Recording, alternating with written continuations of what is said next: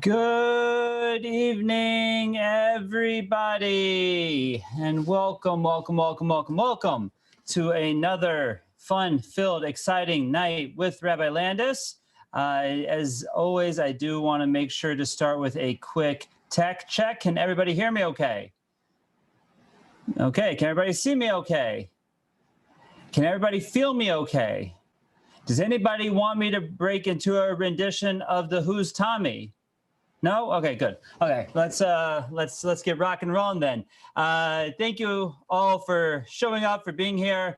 We have another very exciting series, or an exciting addition to our series tonight. I have to say that I really need to thank each and every single one of you, and that is for making this series possible by showing up on a weekly basis, because I am thoroughly enjoying preparing it and teaching it. It was, the idea to do this was my wife, who usually many of our series and the subject matter for our series come from her, and our debating topics back and forth, what we should do. But this was, and this has been a, very enjoyable to teach and to participate in. So thank you all for giving me the opportunity to do it.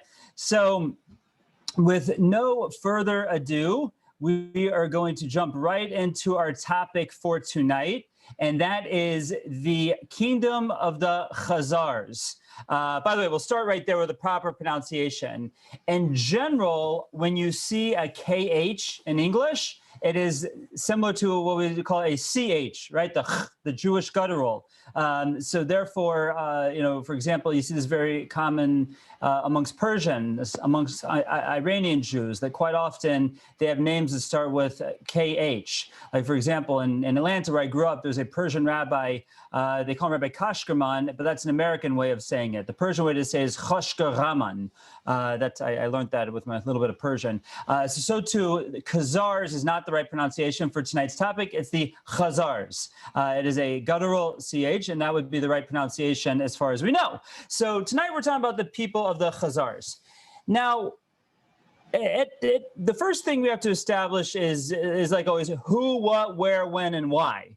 So let's kind of break apart the who, and before we delve into really the Jewish part of this topic. So the who, what, where, when, and why. So the who is definitely connected to the where, and that is we are dealing with an Asiatic people, a people from the Caucuses that were roughly understood to be a nomadic people up until around the 7th century, up until around the rise of Islam, where they started to form into a nation. We see the earliest proofs, the earliest evidence of a Khazar kingdom, a Khazar state, around the mid-7th century, and that's the time period that we're going to be talking about. Now, the question is where. As we know, for those of you who were with us last week, at the end of last week's session, I made a mentioning of the where, and some of our ex-Soviets or descendants of ex-Soviets jumped on me that I had it wrong, which really, in truth, we were all kind of right, and I left it for this week to discuss. So if we want to look at the geographic location of the Khazars Empire, this is a pretty accurate map according to a lot of the evidence that we'll see. Now, if you don't know your Russian geography or your geography of the former Russian Republic, the Commonwealth of Independent States, whatever they're called nowadays, I lose track. This is I'll bring up the map of Russia as we know it today, and my tabs are being blocked by over here. Let me just sorry, 1 second. I can't get to my tab over here. Oh, there we go. Okay, so this is the map of the Kingdom of the Khazars, and this is modern-day Russia. So the rough area that we're talking about over here is roughly going to be like this. We're going to draw kind of roughly like this. That right there will correspond to, whoops, let me turn off my inundating drawer thing. That right there will correspond to this over here. Okay, not quite accurate in my circle. Okay, we'll move it over. There we go. Right now it's all good, right? That's roughly the area we're talking about. So we're essentially talking about everything north of the Ottoman Empire, it wasn't called the Ottoman Empire yet, but the Turkish Empire, which the border between the Turkish Empire and what became the Soviet Union was right here. So Armenia, Azerbaijan, Georgia, part of the Ukraine, and part of Kazakhstan, or Kazakhstan, I just made a whole thing about how to pronounce it right. That was all part of the, understood to be part of the Khazars Empire. So we're talking about this whole area over here is the empire that we are discussing. So again, modern day Armenia, Azerbaijan, Georgia, Kazakhstan, Ukraine, that is all part of our Khazar Empire. So, okay, so we essentially have the when, we're talking beginning of the mid 7th century. We have our where, Armenia, Azerbaijan, Georgia, Ukraine, Kazakhstan. And now we have to figure out who these people are. And we're going to delve into exactly who these people are.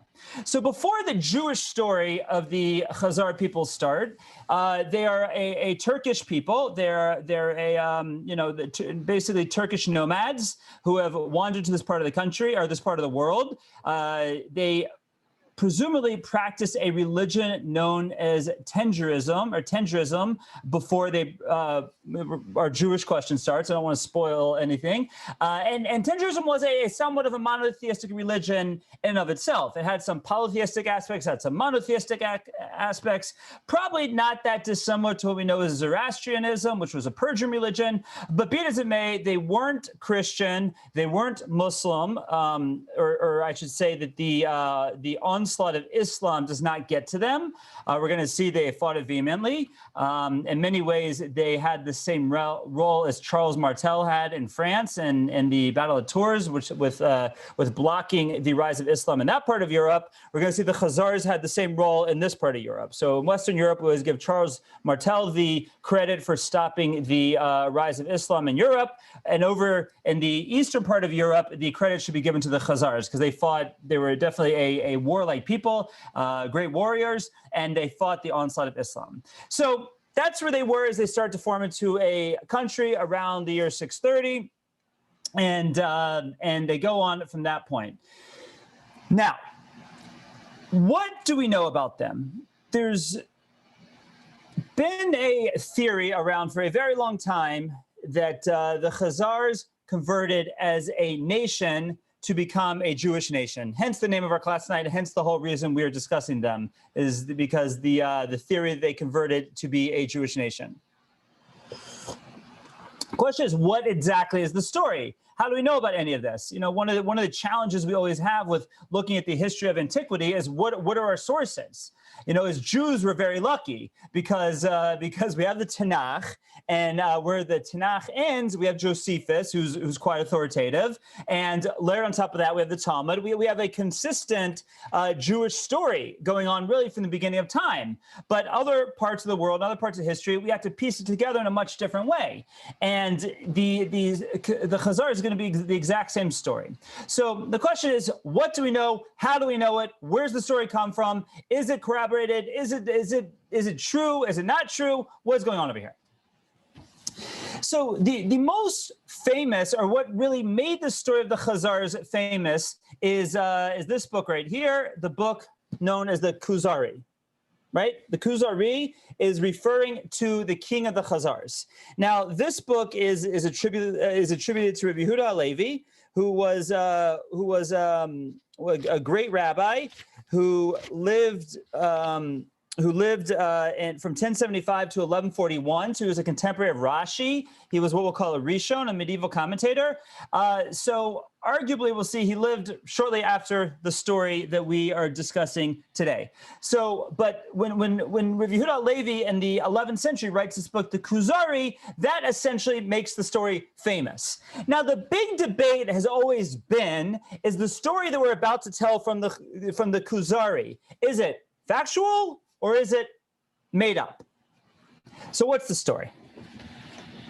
As the story goes, there was this king of the Khazars, referred to as the Kuzari in the book, the Kuzari, and he wanted to find the true religion of the world. So what did he do? He convened representatives from Byzantium, the Christian world, from the kingdom of Ishmael, the Muslim world, and a representative of the Jewish world. He brings the leaders of the three major world religions together, and he sequesters each of them. He puts them all into separate rooms to be separated from the other one. And he brings each one in on a different day. On the first day, he brings in the representative of Christianity, and he says, I know you're the true religion. I know, I'm with you. I'm with you on this. But if I wanted a second choice, if I wanted a runner-up to your religion, who should I choose? And the Christian representative says, the laws of Moses. The runner-up to Christianity would definitely be Judaism, because that's where we come from. Okay, fine, thank you very much. Next day, he brings in the Muslim representative, the representative of Islam, and he says the same thing. He says, I'm with you. You got the true religion. Sign me up. But if I needed a second choice, who would I choose? And the representative of Islam says, oh, definitely the laws of Moses. That's where we come from. We're built on top of that. That would be the best second choice. Says, okay, thank you very much. Third day, he brings in all three representatives and instructs them to fight it out, right? Instructs them to debate amongst themselves to try and prove the true religion. And the Christian cannot defend his religion against Islam or Judaism. The Muslim cannot defend his religion against Christianity or Judaism. And in the end, he says, 1 second, Mr. Christian, Mr. Muslim, I asked you both separately, who would be the runner-up? And you both agreed that the runner-up would be Judaism. So you agree on that. So I'm starting to hear over here that Judaism is the true religion.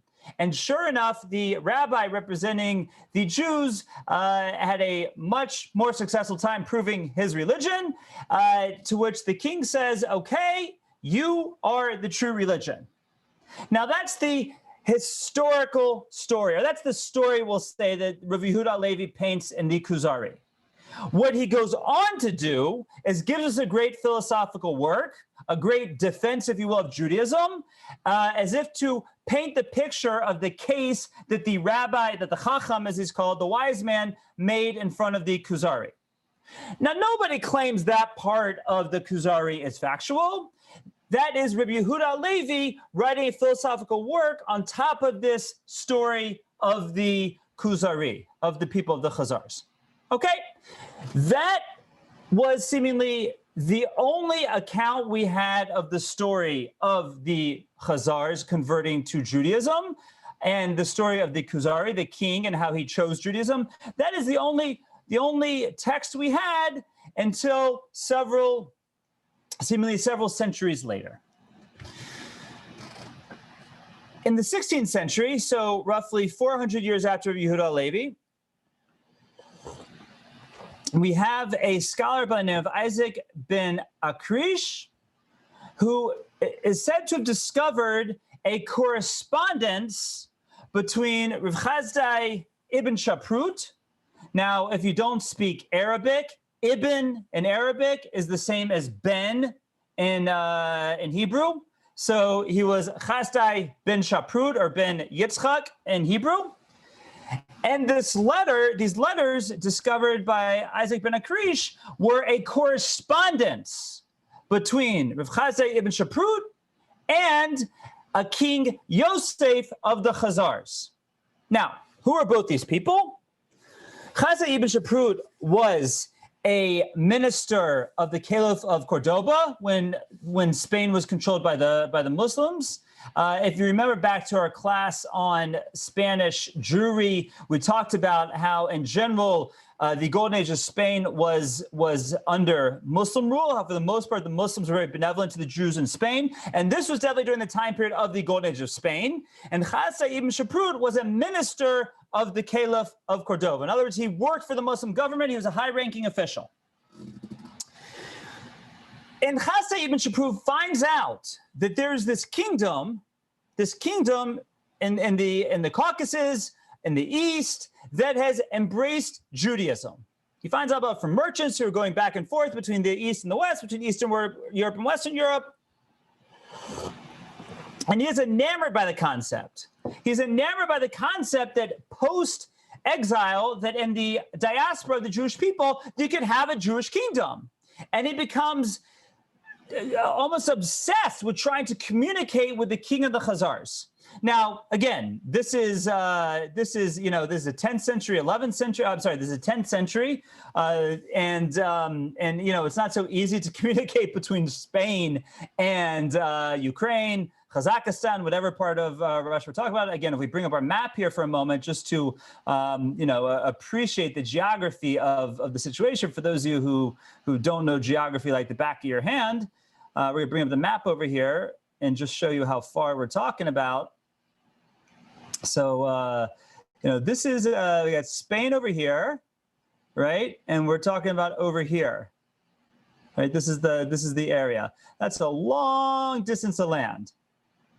And this is obviously before cell phones, fax machines, definitely before any of that. But not only that, it's really before UPS,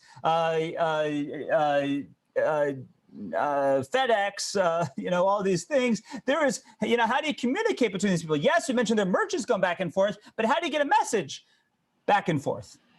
So Khazar ibn Shaprut writes about his challenges of trying to get a message, trying to get his letter to the king of the Khazars from Spain to the kingdom of the Khazars. And he searched for a merchant that he could trust who was going that far east in Europe. And he gives him his letter, and the first merchant is actually stopped by the Byzantines, by the Byzantine Christians who didn't want this communication between the Jews living peacefully under Muslim rule in Spain and the Khazars in the east. So the Byzantines who were in between stopped the first merchant, didn't let him go on. And eventually, Khazar ibn Shaprut finds a second merchant that he can trust, and he gives him his letter to the king of the Khazars. And this merchant is not only successful in getting his letter to the king of the Khazars, but the king of the Khazars, known to us as Yosef, writes a letter back. And it is both of these letters that we have from Isaac ben Akrish. And not only that, but the letters are printed, now probably not from its inception, but subsequently in a later generation, at some point in a later generation, both of these letters were printed in the introduction to the Kuzari, to the book that, the Kuzari, the book over here. In that letter, the response of Yosef, the king of the Khazars, he explains where they came from. He says, we are descendants of Yefes. Now, who is Yefes? Yefes is one of the three sons of Noah. Noah had three sons, Shem, Ham, and Yefes. Shem is who we descend from. Ham is who the Canaanites descend from, the Africans descend from, that part of the world. The Egyptians descend from Ham. And Yefes is often translated as Greece, but it was really more than that. And Yefes had 10 sons, and one of his sons was Torgama, and it is always commonly understood that the Turkish people come from Torgama, and therefore the King Yosef says that he comes from Yosef through Torgama, and Torgama had a son named Khazar. Okay. So the grandson of Yefes is somebody named Khazar, and that's who the Khazars descend from. That's what Yosef tells to Khazar ibn Shaprut. He goes on to explain how in the year 838, so this is roughly 100 years before this correspondence, there's a king of the Khazars by the name of Bulan. So again, as we mentioned before, the kingdom starts to develop around the year 630. And now, according to historians and according to the way we piece everything together, we're saying this is in roughly 838, so about 200 years into the kingdom. King Yosef writes that the king Bulan had already become a monotheist. He had gotten rid of all the idols. As we mentioned, their religion was probably a quasi-monotheistic religion to begin with, but he had gone full monotheistic. And Bulan has a dream. And in that dream, the angel of God comes to him and tells him that if you embrace the ways of Hashem, if you embrace the commandments of Hashem, then you will be successful against all your enemies, your kingdom will be protected, and you'll have all wonderful things. So the only problem is the angel does not tell the king Bulan what the commandments of Hashem are, what the commandments of the Almighty are. So what does Bulan do? He goes on to call representatives from all of the three major world religions, from Christianity, Islam, and Judaism, and he puts them in three separate rooms, and he asks each one questions on 3 days, starting to sound a little bit familiar. It's essentially the story that the Kuzari tells in his book, the Rav Yehuda Halevi tells in his book. So it would seem that the Rav Yehuda Halevi, roughly 100 years after the correspondence between King Yosef and Chazar ibn Shaprut, that he had access to this correspondence, and that's exactly what he based his book on, because the correspondence as described in these letters between Chazar ibn Shaprut and King Yosef is exactly as the Kuzari paints the picture. So once these letters are discovered, roughly 400 years after Rav Yehuda Halevi, it changes the story of the Kuzari from being a legend to being a historical work, right? Or we'll call it a historical philosophical work, that the history of the Kuzari is accurate, but the philosophy is Rav Yehuda Halevi painting what the convincing argument of the rabbi could have possibly been based on what we know of Jewish philosophy. Again, Yehuda Halevi, even though the book is written like it's a history, no one claims that he was saying that he had an account of the proofs that the rabbi brought before the Kuzari. Rather, that's him writing what, like, you can imagine what it'd be like, but the story is completely corroborated from the letters of Chazar ibn Shaprut back and forth to the king Yosef. Now, King Yosef goes on to say that so Bulan became basically becomes Jewish. It's not clear how observant or how much he knew or how much this rabbi that came taught him. But what is clear in the letters of Yosef is that his son, the son of Bulan, whose name is Ovadia, which already we see now from Ovadia on the Khuzaris take on the Khazars take on Jewish names, that Ovadia is a tzaddik, as is referred to by the king, and he brings a full observance of Judaism into the kingdom of the Khazars. He builds synagogues, he builds yeshivas, and he brings representatives from other places in the Jewish world, and they are taught Tanakh, they are taught the Mishnah, they are taught the Talmud, and it seems, at least from the time of Ovadia on, that the Khazars are what we would call full-blown Pharisaic Jews, Talmudic Jews, that they're following the Talmud, that they're following Judaism as we know it today. And that's what's perpetrated by by Ovadia. Again, it's not clear how much Bulan did himself and how much was, in other words, did Bulan become a fully observant Jew himself, and there was just after his death, a little bit of a lackadaisical approach to Judaism, and then Ovadia, his son, comes along and strengthens Judaism, brings in these rabbis from other places in Europe to teach Judaism properly, or is it that it wasn't until Ovadia came along that that Judaism was completely embraced by the Khazars? Unclear from the letters of Yosef, but be it as it may, we know that at least from Ovadia on, that the religion they were practicing was traditional Judaism, and that was secured by Ovadia using the wealth of the Khazars to bring teachers to the kingdom of the Khazars. Okay, Ovadia has a son Chizkiah. Chizkiah has a son Menashe. Menashe has a son Chanukah, because it seems, according to some other latter evidence we have, that the Khazars, if they had a son born on any of the Jewish holidays, they would name their son after that holiday. So if they had a son born Pesach, his name became Pesach. A son born on Sukkot, his name became Sukkot, and the son born on Chanukah would be named Chanukah. Now, we do see elsewhere in the Jewish world that the name Pesach becomes a name. One of my dear friends and mentors is Rabbi Pesach Krohn. And if you ever went to Milky Way Cafe here in Cleveland, Pacey Album is the owner. That's Pacey, short for Pesach. But I've never met a Jew named Sukkot, Hanukkah, Shavuos, that I've never named. But it seems that the custom of the Khazars was that if you're born on a holiday, you got the name of the holiday.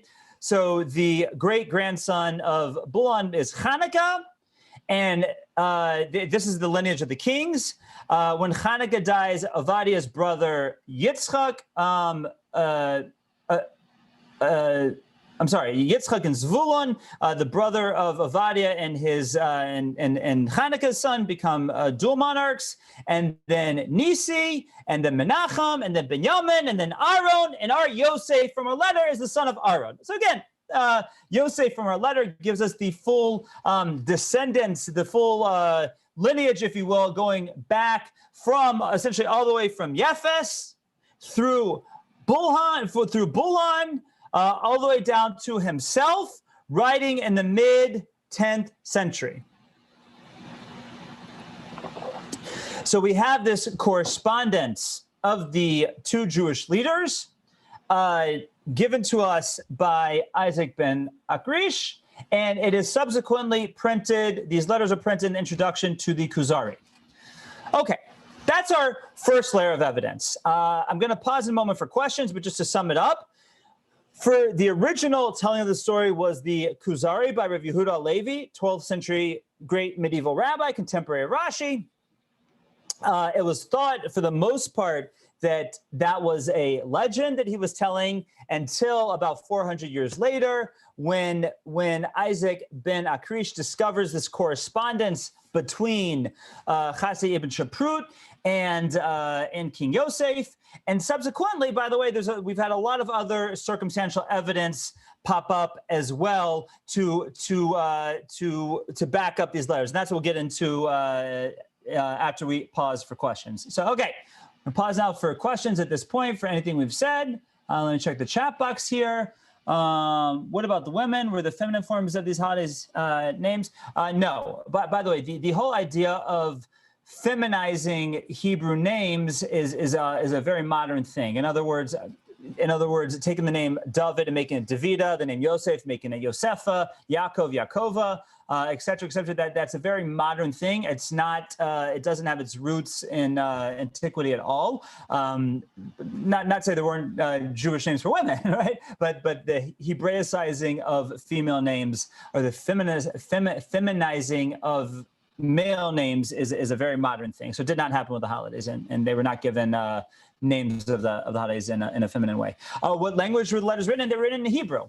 So as Yosef says, that once Avadia, his whatever it is, great-great-grandfather, brings his rabbis, so they're practicing Judaism, and seemingly, I don't know if Hebrew was the only language they spoke, but they were fluent enough in Hebrew to write them in Hebrew. We're going to see in a moment how we know that to be true, but the letters were written back and forth in Hebrew, which, by the way, was an assumption on the part of Chasei ibn Shaprut that the Khazars would be able to understand the letter. But sure enough, they not only understood the letter, but they respond back in Hebrew. Will I be touched on any of the conspiracy theories relating to the Khazars? That's a cryptic question, Hanabi. What's if you want to say specifically which conspiracy theories you're talking about, I'd be happy to know. If you're talking about the dissenters of what we're saying. There are those, like anything in history, there are those who argue the authenticity of Isaac ben Akrish's correspondence that he seemingly saw, and we're going to bring up another example in a moment. And all of these can be are a question like anything in history. Okay, any other questions before we move on? The Jews aren't really Middle Eastern, meaning they originated by the Khazars. I mean, there are theories that Ashkenazi Jewry originates the Khazars. In other words, the Jews that now most of us here who call ourselves Ashkenazim, that we originated from the Khazars, and it was a migration from them. There's no real evidence to that. We'll get to that a little bit later, though. Yeah. Okay. Any other questions at this point?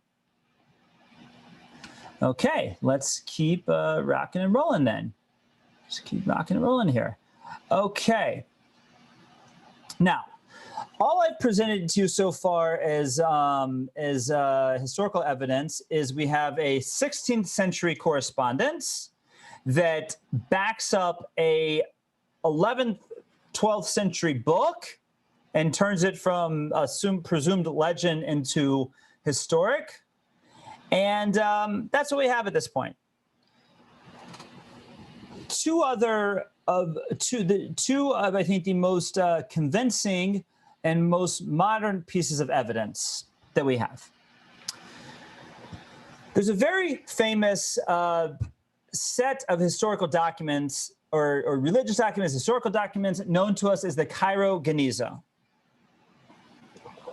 Now, the Cairo Geniza was known for generations, and it was only essentially discovered and studied and worked on by a man by the name of Solomon Schechter.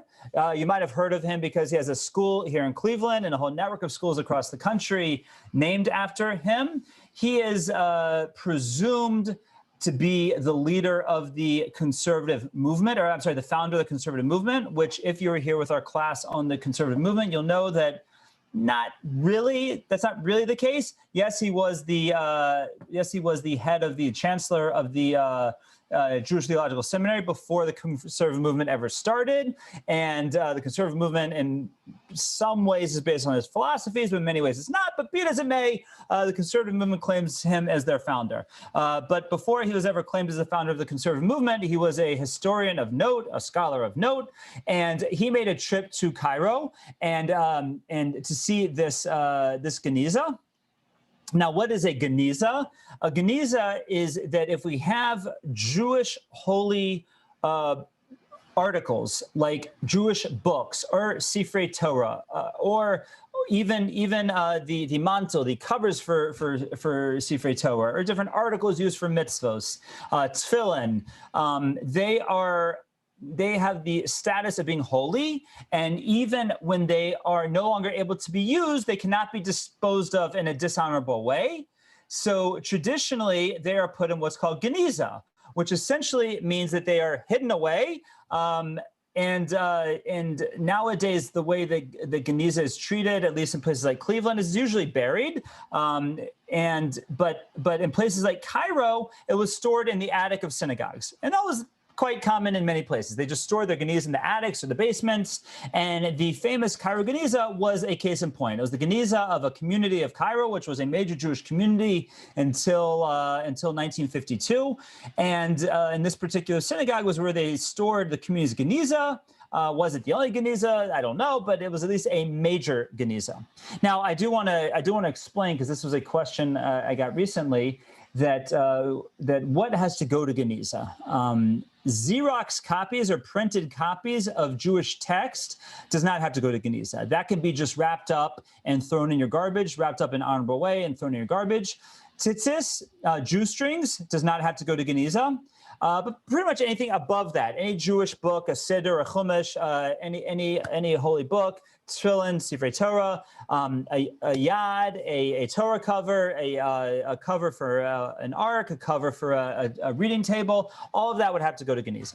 Okay, so Solomon Schechter in 1896, when he was studying the University of Cambridge in England, makes a trip from England, from Cambridge to Cairo to work on the Geniza. And it's said that it was during his time in the Geniza that he developed many respiratory issues and that he later would succumb to in his life. But he eventually purchases essentially the whole entire Geniza and takes it back to Cambridge. Now, one other thing I'll say is, why is it that that this Geniza was so well preserved when other Genizas from other places in the world are not so well preserved? Well, the answer is quite simple. Who here has ever been to Cairo? No, I've never been to Cairo, but I've been to Israel, right? And I know what the arid temperature is like in Israel, and it's probably similar to that in Egypt and Cairo. And therefore, this Geniza, it was an attic of this synagogue, was a dry, arid climate, right? Not a lot of rain over there. Egypt gets very, very little rain. As we know, it's sustained by the Nile overflowing and not by its rainfall. And therefore, it's this dry, arid climate, and documents that were put in the Geniza were preserved. They didn't, they didn't get moldy. They didn't fall apart. Whereas if you would go into a Cleveland Geniza, I'm sure after about 5 days, it'll be moldy and you wouldn't be able to tell what it was anymore. But because of the dry, arid climate of Cairo, the documents were preserved. So what Schachter discovers when he gets to the Cairo Geniza is these works are what's there is very significant. He was, again, the first one to ever really go in and look, and it was known for a long time, but he said that this is very important stuff. It confirmed a lot of the text of the Torah and the Mishnah and the Talmud that are commentaries in our holy writings are all very authoritative and as ancient as we say there, and many other fascinating things he found there. And you can again, if you want to look into this more, they're all available now in many different ways, shapes, and forms. But one interesting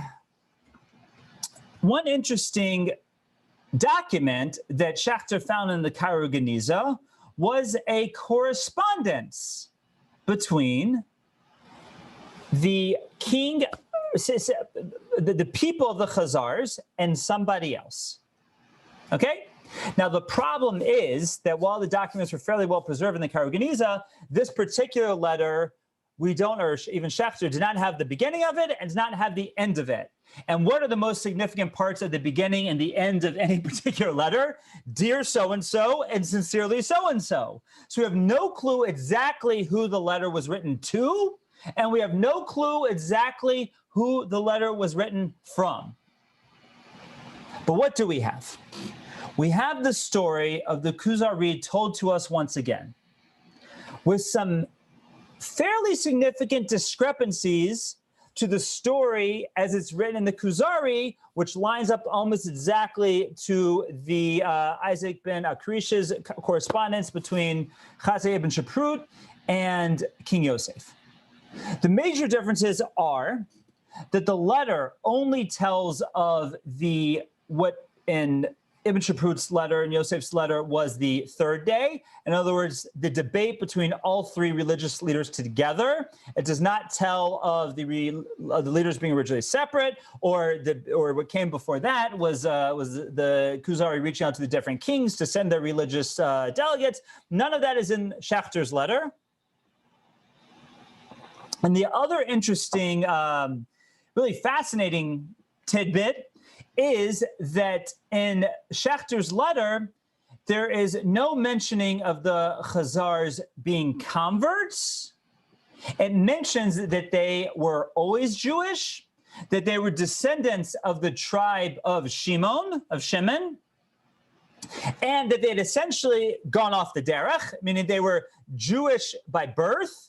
They were descendants of Shimon by birth. They had strayed away from Judaism, and now they were looking to get back to it. And that's why the king of the Khazars calls together the leaders of the three major world religions to have this debate. He chooses Judaism, and that's what we have in Schachter's letter. So the theme is generally the same, that there was this debate of the three major world religions to convince the people of the Khazars to follow Judaism. The big discrepancies is how exactly that debate played out, 1 day, 3 days, how it came to be. And the biggest discrepancy is that Schachter's letter is saying that the Khazars did not convert to Judaism. They became Bali Tshuva. It was a return to Judaism, but that they were always Jewish and they were descendants of Shimon. Okay, somewhat major discrepancies, but confirm one thing, that the Khazars were Jewish, that there was a kingdom called the Khazar. I mean, we knew who the Khazars were. That was never in question here. No one debates that that there was a kingdom of the Khazars. But what Schachter's letter corroborates with the Ibn Shaprut letter is that the Khazars, at one point in history, were in fact Jewish. Now, we have another piece of evidence that is after Rav Yehuda Halevi. I just want to mention the Ravid, Rav Avram ben David, who is one of the main commentators on the Rambam, on Maimonides, and his book Sefer Kabbalah, he writes there are many that the Jewish people at this point in history had spread all over the world, and he talks about the different places where you can find Jews in the world when he was writing in the mid-12th century, and he says, there were a nation, the Khuzarim, who converted. And Yosef, their king, sent a letter to Khazar ibn Shaprut and informed him that the opinion of the rabbis and he and his nation follow. And we have seen in Toledo in Spain, which is where the Ravid was, their descendants who are Torah scholars, and they informed us that they asked the opinions of the rabbis. So again, the Ravid gives us another piece of evidence for the Khazar ibn Shaprut Yosef correspondence. Now, the big question at this point is, as far as the Schechter letter, which is the only first-hand document we have. Okay, we don't have any other. There's no other first-hand document other than the letter of Schechter. The question is, was this the letter of Yosef to Ibn Shaprut? And subsequent people like the Kuzari and Ravid and Isaac ben Akrish, they just got some details a little wrong? Or was this a correspondence between Khazar ibn Shaprut and someone else in the empire of the Khazars? Or was this just a totally different correspondence, not between Khazar ibn Shaprut and not between the king of the Khazars? Right, so either it was somebody else and the king, Khazar ibn Shaprut and somebody else, or somebody else and somebody else. Right? Those are three options here. We don't know. One of my colleagues who writes the Kankan Journal for the history journal that I write for is of the opinion that the third is the most likely, that it was another correspondence around the same time, but not from Khazar ibn Shaprut to the king, but some other Jew from somewhere else in the world to some other, and was received by some other person in the empire of the Khazars, who was there at the time of this great debate. We don't have any way of confirming the difference in the details one way or the other, whether they were full-blown converts or just Baalei Tshuva, whether from the tribe of Shimon or from Yefes. No way to prove it at this point. But the one thing is very clear, or seems to be very clear, is that there was definitely, the Khazars were definitely Jewish at some point in history. It was definitely a result or added to by a debate of the major world religions that Judaism won. One of the latest discoveries we have is really a fascinating piece. That this is known as the coin of the Khazars. Now, this is written in Arabic or the Turkish language at the time. It's not written in Hebrew, but what this coin represents the multiple conquests and military success of the Khazars. And what it says here, or what I'm told it says for someone who speaks the language, is that Moshe is the prophet of Allah. Now, what does Allah mean? In Arabic, it means God. It means the monotheistic God. Now, that was obviously a play on another statement that our Muslim cousins like to say in their affirmation of faith, that they say Muhammad is the prophet of God. So the Khazars, or this coin that's attributed to the Khazars to this time period, says that that Moshe is the prophet of Hashem, the prophet of Allah in Arabic. Okay, now this was found very recently. This was found within the past 20 years and is the latest piece of evidence we have to back up exactly what everything else we're saying here. And there's been many other pieces of evidence that have come up throughout times of different people who interacted with the Khazars to show that they were definitely practicing Jewish traditions, definitely practicing Judaism. We were left with definitely a lot of question marks is, in general in antiquity, when a king converts to a religion, that becomes a national religion. That was the case when Constantine makes Rome Christian, as we discussed last week. And that's probably something like that happened with the Khazars. Either it was the king converted, so everyone converted, or the king converted and then it trickled down. We don't know for sure. Question is, what happened? So the Khazars were known as a people who had very strong armies, who were very successful in war. They were regularly threatened by the Kievan Rus, who was a big part of the country, a big country that was roughly to the north and northwest. The rest of modern day Ukraine. We'll bring the map back up here so we can see what we're talking about. But they're the neighbor of the Khazars. So if we have the Khazars, who are, as we mentioned, are roughly over here. So all of this area is Kievan Rus, again, including Kiev, which is like basically right here. Right? The city of Kiev in the Ukraine is named for them. So that's that they are a people that start to challenge the rule of the Khazars, and the Turkish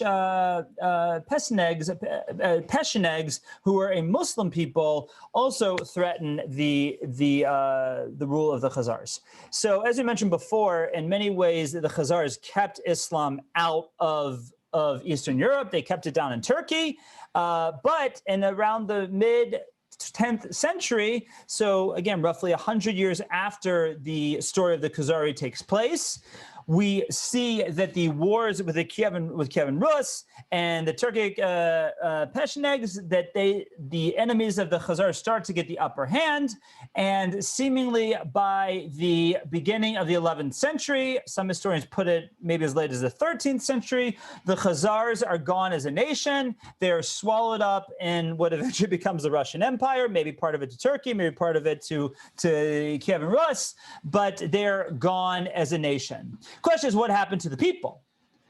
So, according to many historic accounts, there was a portion of the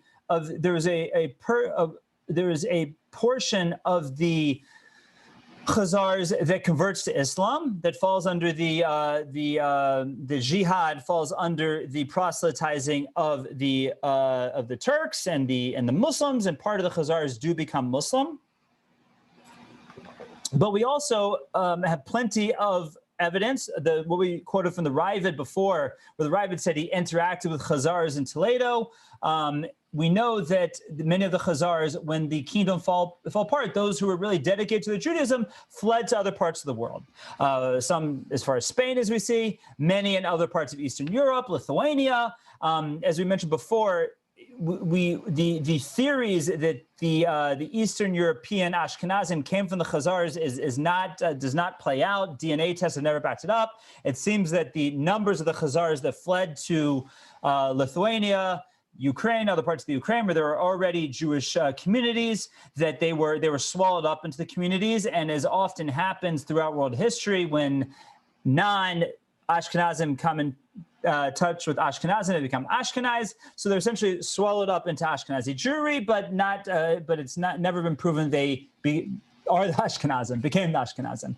So so many of them fled to other parts of the Jewish world to become good Jews in the other parts of the Jewish world. So the kingdom of the Khazars ceased to exist, we'll say, sometime in around the 11th century. Remnants are found throughout the Jewish world, fleeing Rus, fleeing the Turks, and therefore the remnant that we have is just swallowed up into the rest of the Jewish world. They're not a community that survives intact, like we see, like the Sephardic, Persian. We mentioned Azerbaijan before. Azerbaijan was part of the empire, and Azerbaijan is a very old Jewish community. Bukharian. If you ever heard of Bukharian Jews, those are Jews from Azerbaijan. Unclear if the Bukharian community of today is a direct descendant of the Kuzaris, of the Khazars, or if they came later in a later time period. Unclear. We don't know for sure. But be it as it may, that is the story of the Khazars. That is so at least for this Barstool historian over here, I would say that it is a fact that the Khazars at one point in history were Jewish, we're left with many question marks. Did they convert? Did they just become Baalei Tshuva? We know the kingdom's wiped out. We can't really identify descendants of the Khazars today, but I believe we have enough evidence to say that they did, in fact, at one point in time become Jewish. The philosophies of the Kuzari, we have no reason to believe that at least at this point in history, at this point in time, we have no reason to believe that Rav Yehuda Levi had a transcript of what transpired between the king, we'll call him King Bulan, and the Chacham. We have no reason to believe that this is historically accurate, though we might later find out that it is in fact a historical account, and we just are able to bring out the philosophy of it. Be it as it may, it is a wonderful work. Maybe in a subsequent session of Rabbi Landis's Tuesday night classes, we will maybe do a class on the Kuzari. It's a wonderful book. Many great ideas come from here. Not the least of which was the one we mentioned that I do want to state once again, because I think it's one of the as we could talk about proofs that we're doing the right thing as Jews. The idea that you have 1 billion Muslims in the world who are following Islam, you have 1 billion Christians in the world who are following Christianity, and they disagree on a lot. But the one thing they agree on is that God spoke to the Jews at Mount Sinai. The Torah was given to the Jews. The Jews observed the 613 commandments. They say at some point in time, God changed his mind, right? But they both agree that all that happened. So you have 1 billion Muslims who agree that happened, 1 billion Christians that believe that happened, and a few crazy right-wing Orthodox Jews that believe that it happened, right? So you have 2/3 of the world, you have 1/3 of the world believing that is the case, and that argument is essentially the argument of Chazar ibn Shaprut's letters, the argument that Kuzari is based on, that, why don't you just take what the world agrees on? The world agrees that, that God gave the Torah to the Jews, and that the Jews followed the Torah, and, that they might disagree with some things that came later, but they all agree with that. Let's stick to what everybody agrees with. And many other great ideas, again, might make for a great subsequent class. You can really delve into, like you see, it's a very thick book here. If you do want an English edition to study yourself, this is the one I would recommend. It's a Feldheim publication. Sorry, my light is glaring on. Let me turn off my my light here. This is a Feldheim publication, written or translated and annotated by Rabbi Daniel Koropkin, who's a rabbi from Toronto, just north of us, and is a wonderful book if you want to study it yourself. Okay, questions, comments, concerns. I'm just going to glance over here to the chat box just to see what we have over here. So we had a question about Syrian Sephardim not allowing converts. It's just that's not something that's written into law by Syrian Jews. It's the American Syrian community is extremely traditional, but not particularly observant. And that was their response to intermarriage. They made a carte blanche that were not allowing converts.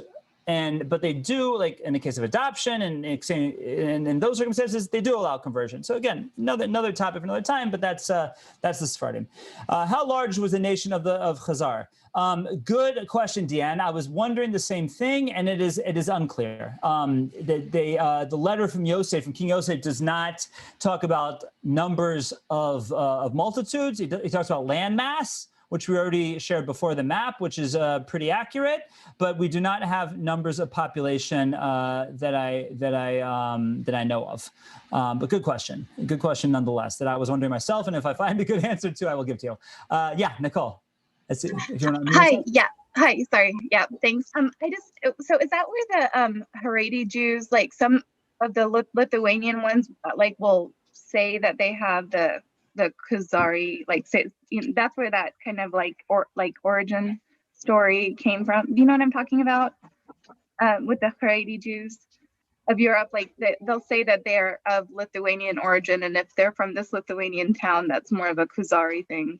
Yeah, okay. Yeah. I mean, like I said, there are claims that we do know there were Khazars in Lithuania, parts of Ukraine, and again, there were theories that the whole Lithuanian community, which is that's a very big part of the Jewish world, right? I hear I'm a Lithuanian Jew. There were theories that they came from the Khazars. but that's not been backed up by DNA. It's not got enough evidence. It seems that whatever amount of the Khazars traveled to other parts of the Jewish world after their kingdom was conquered was small and was absorbed, as opposed to developing a whole new kingdom. Ron, no grave markers have been found yet.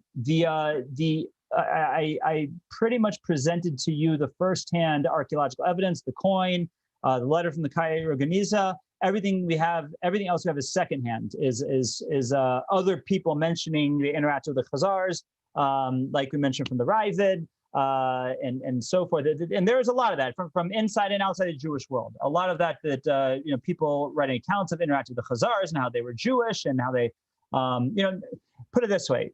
Even the historians, whom I don't agree with, who argue that this story is a legend, they agree that there was definitely a Jewish influence of the Khazars. One thing I forgot to point out, very important, is that where did that Jewish influence come from?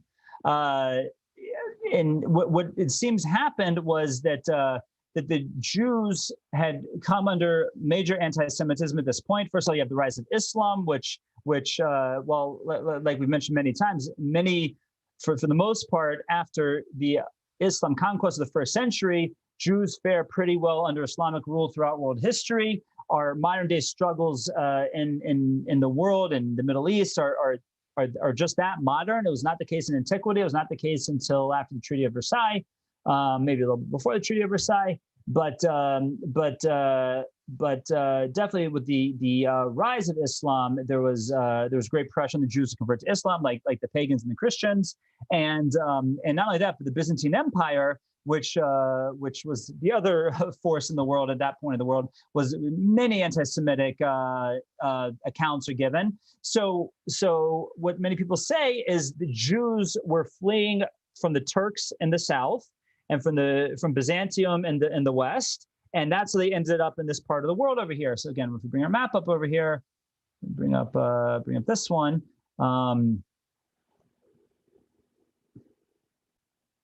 Actually, let me do this one. 1 second here. Yeah. So this is down here is the Turks, right? This is the Turkish Empire. I'm sorry, down here, and this is the Byzantium Empire, the Byzantine Empire. So this is the Byzantine Christians. This is the Eastern Orthodox Church of the Christians, and this is the Turks. So you have if you want to follow what's happening with the Jews over here, you got the Muslims coming this way, right? And you have the Christians coming this way. And what happens is the theory is the Jews head this way, right? And that would be if we go along with Schachter's letter, that they say they're always Jewish, they just gone off the derech and they came back. Well, that would be how they got there, is they were avoiding the Christians coming this way, the Muslims coming this way, and they ended up down here in the Caucuses, to avoid the persecution. That's seemingly how they got there. And again, according to Schachter's letter, we'll say that's how they got there in the first place. According to Ibn Shaput's letter, we would say that was part of the influence of Judaism on the area. According to those who go against this whole story and say, oh, they're not really converted, they just had some Jewish customs, whatever. Well, this is how the Jewish customs got there. Okay. So we got some more text questions here. So Deanna asks, where did the descendants of Yefes migrate? So we understand that, and I'll pull the map back up here, just leave the map up here for a minute, that after the story of Noah, which, takes place in Mesopotamia, this is our Mesopotamian base in the area of Mesopotamia down here, that we have Ham kind of going this way, right? We have Shem staying over here, and we have Yefes going this way, coming up this way into the world. So that would fall in line with what King Yosef is saying. The Yefes migrates up here, the Turks in this part of the world. Again, Greece over here. That's all going to be part of Yefes. So that's Greece over here, right? That's all part of Yefes. So this is where Yefes is migrating to after the Noah story on the map of world history. Okay. What's so hard? What's hard for me to understand is that there are almost no primary documents for the community itself. Right. The only primary document would be the Schechter letter, and the only primary piece of archaeology is the Moses coin, what they call the Moses coin. We don't have. You're right. At this point in history, we don't have anything else. We have a lot of secondary sources, but not many other primary sources. Now, as we stated, many of those secondary sources are not so far off chronologically. It's one thing when you only have secondary sources from the 16th, 17th, 18th century, but our earliest secondary source is from the 11th century. So seemingly within 100 years after, either 100 years after their demise, or still at the time of their demise, coming from Spain. That's where Rabbi Yehuda Halevi was writing from. I don't know if I mentioned that. That is, well, yes, we only have to date that I know of 2 pieces of primary evidence. We have myriads of secondary evidence, and a lot of it is medieval and early medieval in nature, to the point where, it's people, a lot of different people from different parts of the world saying that they interacted with the Khazars, and what we know, what we're talking about here was corroborated by that. Okay. So if we go with the Schechter letter, that they came from Shimon, they will be regathered. If of Yefes, they will dwell in the tents of shame. Very good. So, right. It's a very good point. What Dan's pointing out is if they are from the descendants of Shimon, then we have the concept of in the time of Mashiach, of Uriah of Din Beretz Asher v'Anedachim Beretz Mitzrayim, that the cast away throughout all of the exiles of the Jewish world, they'll all be collected and brought back to Israel. The concept of ingathering the exiles. You're right. We'll find them then if they came from Shimon, and even if they came from Yefes but converted, they'll be part of that too, right? Well, once they become Jews, they're Jews. It doesn't matter if they started off as descendants of Yefes. As Jews, they'll come back. That's what Elijah the prophet will do when he, in the Messianic era, will bring them all back for us. So that's when we'll be able to sort of answer some of these questions when we can actually meet some of the Khazars. The other thing along the line with Joanne's question, there's no one today claiming they're from the Khazars, because, like I said, whoever migrated away to remain Jewish pretty quickly, number one, was too small a number, and therefore pretty quickly became assimilated into the different groups that they migrated to. Okay, any other questions, comments, concerns, good jokes? I have a question. My brother-in-law is Georgian, and we've, when I've been with him and when I've been with his parents, I've asked them, because the Georgian community, they're in Israel, but the Georgian community is so tight. And we've kind of talked about, did they come from the Khazars? They weren't really sure. Benny, was just like, well, we've always been Jewish. And it was never like questioning, but I guess my question is it more, could they have just been their descendants of this community, and some of that community never died out, and there just really isn't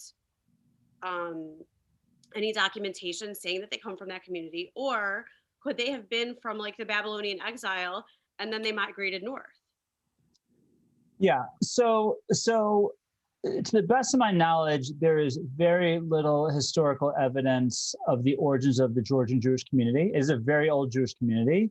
It is a community that that was not as molested by the Soviets as other parts of the Soviet Union.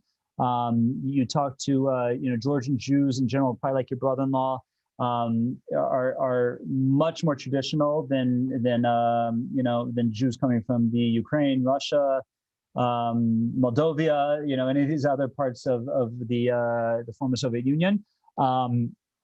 So a lot of the families there, like you said, go way back. They do go way back. But I don't know of anything. Again, it's a theory, but it's based on what we know. It's hard for me to believe that they would have survived the wars that took place in the 11th, 12th, 13th century. It is probably, I think, a safer assumption is it was just the migration of the rest of the Ashkenazi community, at the time of the migration of Ashkenazim, which is more, which is more 14th, 15th, 16th century, and they just kept on going down to Georgia, Azerbaijan. That's where the Bukharians come from. That's the Georgians come from. It's more going to be 13th, 14th, 15th, 16th century.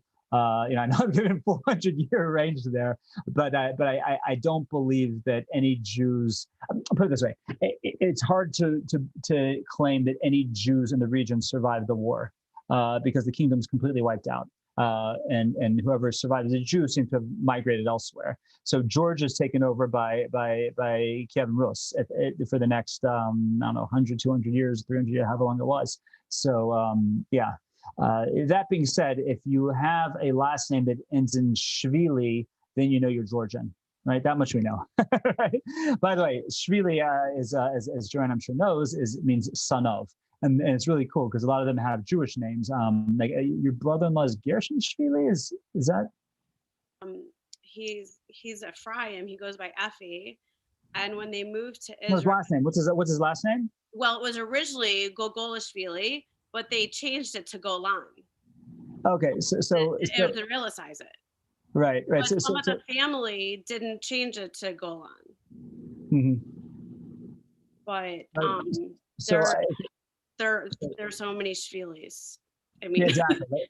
Like we had congregants in Cincinnati, and she was Georgian. He was I forget which part of the Soviet Union he was from, but not Georgian. And she was Devarshvili. Right, Devar, Hebrew word Devar, like for word. I had another congregant who was Shabtoshvili. That's her last name now. Spell that right. She was originally Giginishvili, which is not Jewish, right? Because her father wasn't Jewish, but she married a very sweet boy, Georgian boy, also named Shabtoshvili was his last name, and it's a Shabtai. So, and then that's what we find with a lot of the Shvilis. Shvili, again, it's Georgian, so it's Jews and non-Jews alike, but the Jewish Shvilis are usually a Hebrew or Jewish Shvili, like the examples I gave you. So just interesting thing about Georgia Judaism. I don't remember if I told the story before, but I every time I meet somebody from Georgia, the Republic of Georgia, I'll say, where are you from? And they're, thick Georgian accents say, I'm from Georgia. And I'll say, so am I. And I usually get this like dumbfounded look. What are you talking? You're not from Georgia. So when I met these congregants of mine in Cincinnati for the first time, they said to me, where are you from? I said, I'm from Georgia. And they said, so are we. I said, that's my joke. Right. Anyhow, yeah, that's so. Anyways, Jaron typed something here. Though they feel closer to Sephardim and call themselves Sephardim versus Ashkenazi. Yeah, that's again one of the going back to the Sephardi Ashkenazi thing. Sephardim has become a catch-all because the term Sephardim really means Spanish descent. And one thing is for sure that the Georgian Jews, the Bukharian Jews, the Persian Jews. None of these Jews came from Spain because many of these communities predated the exile of Spain and definitely predated the time when the exiles would have been able to get there. And we have no record of exiles going that far, right? The exiles of Spain, as we talked about in that lecture, basically went to Portugal, Northern Africa, and some of them go to make it as far as Lithuania, places like this, but they become Ashkenized. They do not maintain a Sephardi culture at all. So, but we have this, this Jewish bigotry that we all are guilty of as we lump all Eastern Jews or dark-skinned Jews together as being Sephardim. And it's just wrong because they're not. They're very different cultures, very different customs. And to call them all Sephardim is just not true. Sephardim means they came from Spain. And the Persian Jews have very different customs. The Azerbaijani Jews the Bukharian Jews have very different customs. Now, the somewhat proper explanation or categorical term is Mizrahi Jews, is Eastern Jews, or Oriental Jews, if we wanted to more academically translate it. And that's a safer catch-all, is to say Edat Mizrach, Eastern Jews, but they're not all Sephardi Jews. Again, a lot of them, just because they've been lumped together with Sephardi Jews, they feel that it's closer closer to Sephardim than Ashkenazim, but they're probably just part of Edat Mizrach. By the way, my research committee just sent me that according to one account, there were 1.5 million Khazars in the 7th century. So around the time the kingdom is developing, there's 1.5 million Khazars. So that's one number we have. Okay, other questions, comments? So yes, there was a group that went to Antwerp and Amsterdam and then ended up in South America. Right, yeah, they're definitely, I mean, one of the most famous, by the way, it's interesting that when you meet a lot of times Jews with the last name Ashkenazi. Now, almost lock, stock, and barrel, if a Jew has the last name Ashkenazi, my dad had a very good friend, my parents had a very good friend, Gerald and Geraldine and Saul Ashkenazi. He was Sephardi, right? And quite often Jews with the last name Ashkenazi are Sephardi, right? Because that name usually meant they were Ashkenazed Sephardim, right? And the Arizal, Rav Yitzchak Luria, was Yitzchak Luria Ashkenazi, same thing. And one of the most famous ones is Ben Benisti family, which is a famous Ashkenazi family from Lithuania, but again, descended from exiles of Spain. So again, it's this phenomenon that every time Jews and Sephardim interacted, the Sephardim became Ashkenazed. Now, just again, a little off topic here, but just to just an interesting historical point is that where that did start to change was with the state of Israel. That for the first 30 years of the state of Israel, the Sephardim are treated as second-class citizens. My good friend Rafi Israeli tells the story of when his father immigrated from Israel to America, how he said that he's Sephardi. He said, in Israel, I was black. Now I'm white, right? Because as a Sephardi in Israel, he was treated similar to how the blacks in America were treated in the 60s and 70s and beforehand, obviously. But in America, because he was not dark-skinned, he was white all of a sudden. But the Sephardim, for better or for worse, or really, I shouldn't even say for better, for worse, for tremendous worse, were treated very poorly by the Ashkenazi rulers or controllers of the early state of Israel. That changed by essentially 3 factors. Factor number 1 is a great rabbi by the name of Rav Shach, Rav Lozim Nachman Shach, who developed what's called the Shas Party. If you're familiar with Israeli politics, you know what Shas is. But he developed that specifically, that he didn't feel that Sephardim should be just swallowed up into the Ashkenazi traditional community. He really worked hard to keep the Sephardim as their own community. And in his yeshiva Panovich, he welcomed Sephardi students, but developed an internal Sephardic group so the Sephardic customs could be maintained. And really the one, we'll call him a warrior in a good way, for this movement was Rav Ovadia Yosef, who worked tirelessly through his life to build Sephardic pride amongst the Sephardim in Israel. It's really picked them up from the bigotry they suffered the first 3 decades. And probably the last and final person who contributed to this was Menachem Begin. That one of the ways that Menachem Begin and Likud was propelled into power in 1976, 1977, was that he embraced the Sephardim. Again, they'd been just abused by Mapai, by the ruling class, but he embraced them and promised to give them equal rights and civil liberties. And it was the same thing as going on in America 10 years before with John F. Kennedy and Lyndon B. Johnson. And that's a lot of how he was propelled into power was by the Sephardim voted for them, and he stood by it. It wasn't just a campaign promise. He truly stood by it. And it was at that point when we saw the Sephardim were finally, the civil rights issues in Israel started to go away under Menachem Begin's rule, which went until roughly 1983, I believe. And but luckily, it didn't wane so much from that point. Not to say it's perfect, because unfortunately it still exists. But that's what happens with the Sephardim in Israel.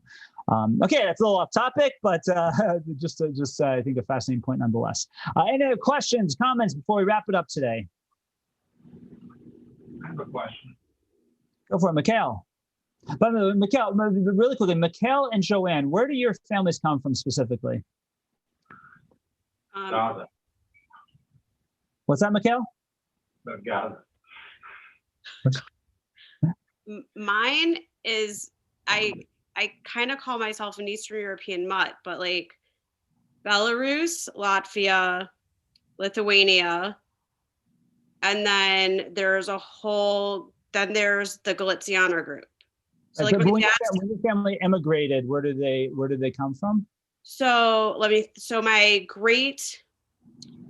my mom's side, my great grandparents came from Poland, and her father's parents came from Belarus and Latvia. On my dad's side, everybody is like Lithuanian and Russian. Except later on, my grandma started saying things, and I don't know if it was from dementia or what, but then I was starting to hear Poland. So yeah, well, Poland conquered Lithuania and because I'm a double Davis, we only know that one side was Davidovitz. We don't know what the other side was originally. And with a name like Max Davis, I can't find a lot of information on my great grandfather. Yeah, that's an Ellis Island name for sure. Yeah, Mikhail, you had a question there, and yeah, well, I mean, the answer you is the 3 generations from Belarus, and then quarter of it was from parts of Ukraine before that. But I do have a question. So there is a channel on YouTube, Kings and Generals. I actually have it over there on the screen, on the other screen. And usually they're pretty accurate in terms of, and I watch it from time to time for various historical, mostly war and combat things. But they did a video 13 months ago on Khazars. And in 13 months, it racked up 828,000 views. But yeah, 20 minutes and 30 seconds. I wanted to see if, clearly you're not going to watch it now and critique it, but wanted to get your take on the historical accuracy of it. They obviously took it more from a geopolitical and military point of view, not from scriptural and observance point of view. But I watched it some time ago, and I found it to be quite interesting. There were some things I didn't know about it, but yeah, please, can you put the link in the chat box here so everyone can see it? Because that definitely sounds like an interesting thing that I'd like to check out. Again, as I mentioned briefly before, and that there is definitely an approach that this is all a legend. That being said, even the approach that it was a legend does not argue that there was a Jewish influence. They're just saying they didn't convert. There was no thing, no debate. That's what they're arguing against. But that there was a Jewish influence in the area, that I think is no one. I don't want to say no one, because people can deny whatever they want. But I think that most historians agree there was definitely a Jewish influence in the area. Yeah, I don't know about influence. I think, well, that's the thing. The video goes a lot more than an influence. For centuries, it was quite a profitable adventure, and much more than, much more than the minor center. I mean, it was quite clearly a trading set of hubs. It was a major kingdom. It was a major kingdom. It was no, we're not talking about just some little backwater country. This is a major kingdom, major landmass. Again, the number that we have is a major amount of people, and a force to reckon with. Yeah, this is no. So I got the link in the chat for those who can watch it. I found it to be fascinating, but as with all these things, more than half of it is entertainment. So right, sure. I have to do the research. I'll check it out and let you know my thoughts. So. Okay, awesome. Okay, and yeah, it's just I'll close with one more point, that it's crazy that we talk about these vast empires, which the empire of the Khazars was vast, and beyond that you have the Romans, Greeks, Byzantines, etc., all gone from the map of world history. Can't find, hard put to find descendants and people who trace their lineage, yet here we are. We're the ones who are still here, still learning Torah on Zoom on Tuesday night. And to that extent, I thank you for this opportunity to come together, to learn together. And I look forward to next week. Next week is also a great topic. I mean, they're all great topics. What can I say? But it's a topic also that's shrouded in a little bit of mystery. Some people will, like many of our topics, argue, is it fact, fiction, legend, or history? It's a story of a man by the name of the Gerrit Sedek, meaning the righteous convert, whose name was Valentine Podolski, who was a Polish nobleman who converted to Judaism. And we will learn his story next week, and it's a fun one. So I look forward to joining with you next week. And until then, thank you very much. Thank you, Rabbi. Happy New Year. Happy everybody. New Year. Happy New Year, everybody.